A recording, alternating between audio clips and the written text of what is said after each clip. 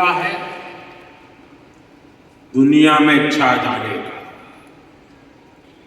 कुछ कर दिखाने का। साथियों, मुझे बताया गया है यहां आपने भारत पैवेलियन में बहुत कुछ नया रचा, नया गढ़ा। मैं इसे देखने के लिए भी बहुत उत्सुक हूं, मैं जरूर जाऊंगा। वेव्स बाजार का इनिशिएटिव भी बहुत इंटरेस्टिंग है।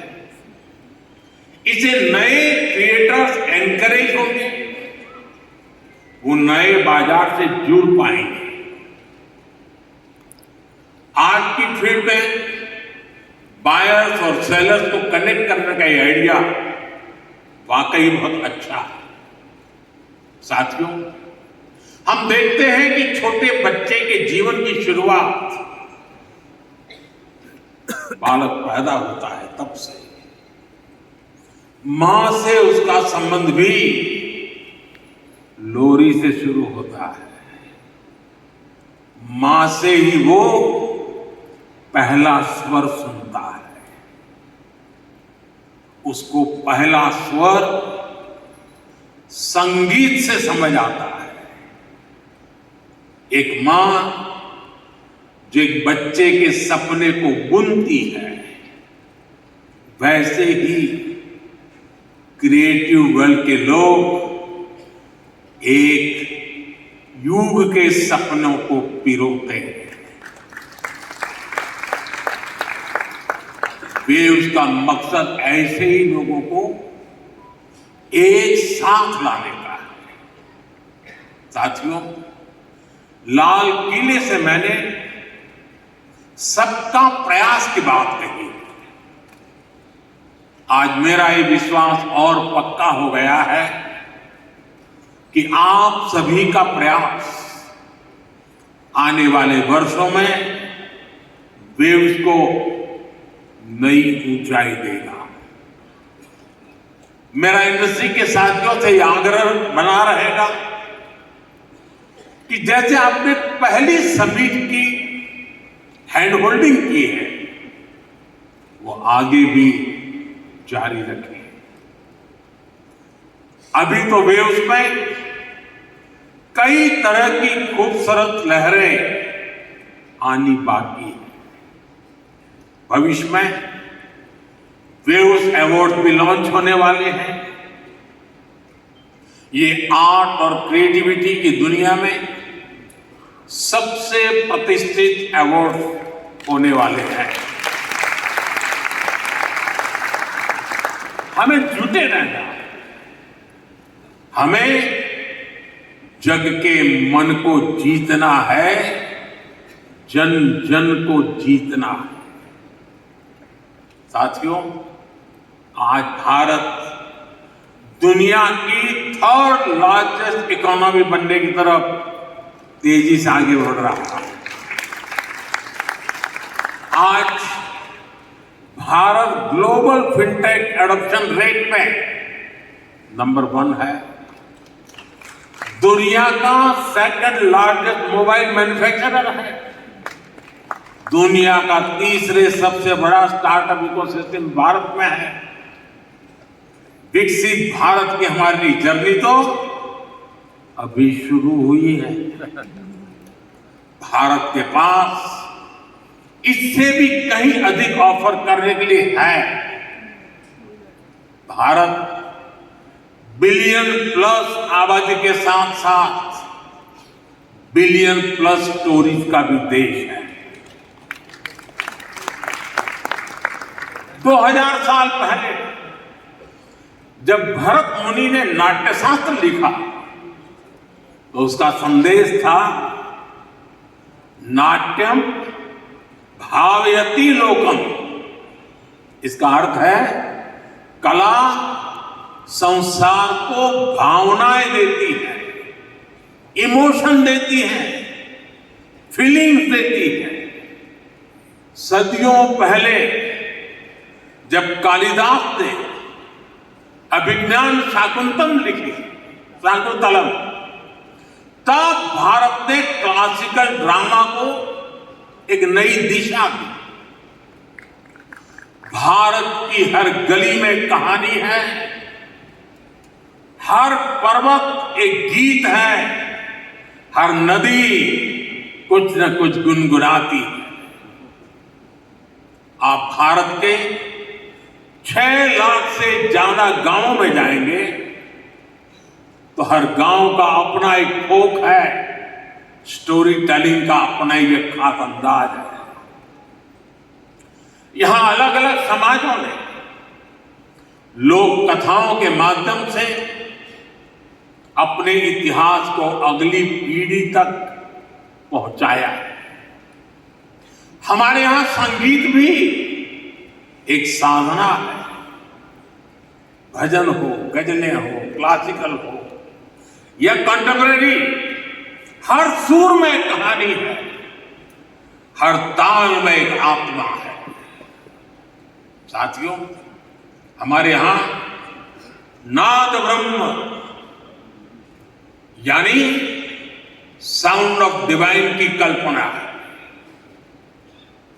हमारे ईश्वर भी खुद को संगीत और नृत्य से अभिव्यक्त करते हैं। भगवान शिव का डमरू सृष्टि की पहली ध्वनि है। मां सरस्वती की वीणा विवेक और विद्या की लय है। श्री कृष्ण की बांसुरी प्रेम और सौंदर्य का अमर संदेश है। विष्णु जी का शंख ध्वनि सकारात्मक ऊर्जा का आह्वान है। इतना कुछ है हमारे पास। अभी यहां जो मन होने वाले सांस्कृतिक प्रस्तुति हुई, उसमें भी उसकी झलक दिखी। और इसलिए ही मैं कहता हूं, यही समय है, सही समय है। ये create in India, create for the world का सही समय है। आज जब दुनिया स्टोरी टेलिंग के लिए नए तरीके ढूंढ रही है, तब भारत के पास हजारों वर्ष की अपनी कहानियों का खजाना है। और ये खजाना टाइमलेस है, थॉट प्रोवोकिंग है और ट्रूली ग्लोबल है। और ऐसा नहीं है, इसमें कल्चर से जुड़े विषय ही हैं, इसमें विज्ञान की दुनिया है, स्पोर्ट्स हैं, शौर्य की कहानियां हैं, त्याग तपस्या की गाथाएं हैं। हमारी स्टोरीज में साइंस भी है, फिक्शन भी है, करेज भी, ब्रेवरी है। भारत के इस खजाने की बास्केट बहुत बड़ी है, बहुत विशाल है। इस खजाने को दुनिया के कोने कोने में ले जाना,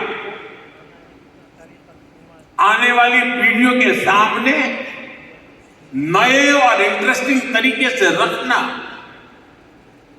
ये वेव्स प्लेटफॉर्म की बड़ी जिम्मेदारी है। साथियों, आप में से ज्यादातर लोगों को पता है कि हमारे यहां पद्म अवार्ड आजादी के कुछ साल बाद ही शुरू हो गए थे। इतने सालों से ये अवार्ड दिए जा रहे हैं, लेकिन हमने इन अवार्ड्स को पीपल्स पद्मा बना दिया।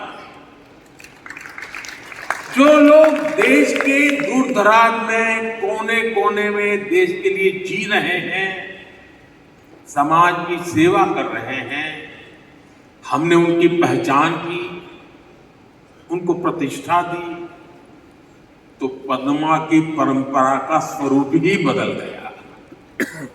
अब पूरे देश ने खुले दिल से इसे मान्यता दी है। अब ये सिर्फ एक आयोजन का न होकर पूरे देश का उत्सव बन गया है। इसी तरह वेव्स भी है। वेव्स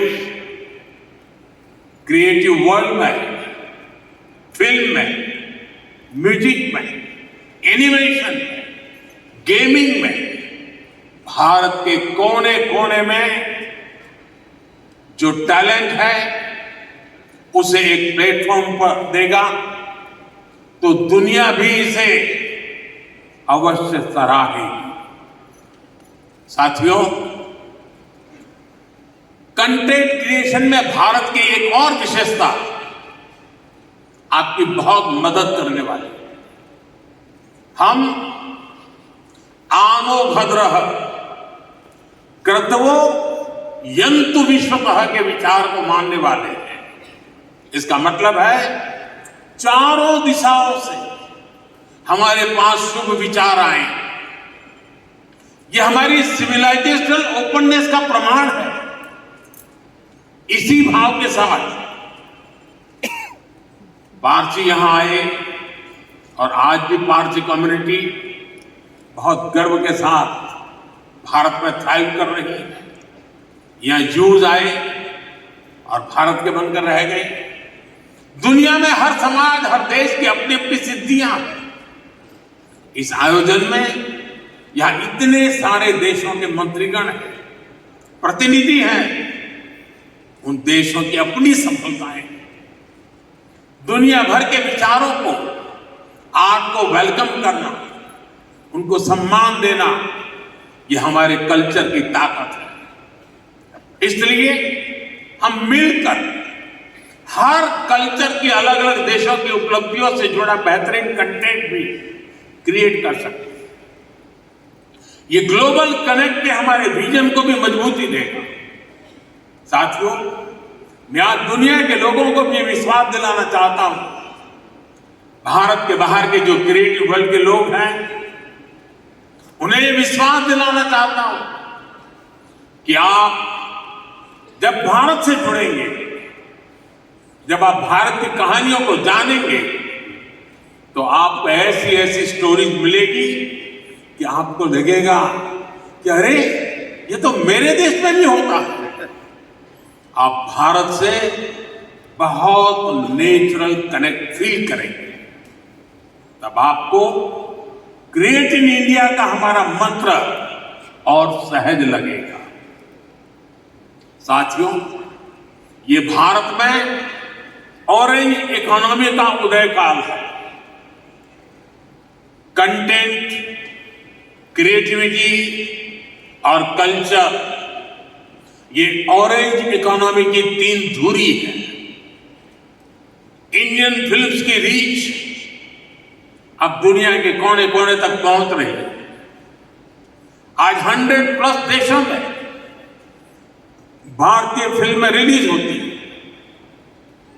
फॉरेन ऑडियंस भी अब इंडियन फिल्म को सिर्फ सरसरी तौर से देखता नहीं, बल्कि समझने की कोशिश करता है। इसलिए आज बड़ी संख्या में विदेशी दर्शक इंडियन कंटेंट को सबटाइटल्स के साथ देख रहे हैं। इंडिया में ओटीटी इंडस्ट्री ने पिछले कुछ सालों में 10x ग्रोथ दिखाई है। स्क्रीन साइज भले ही छोटा हो रहा हो, पर स्कोप इन्फिनिट है।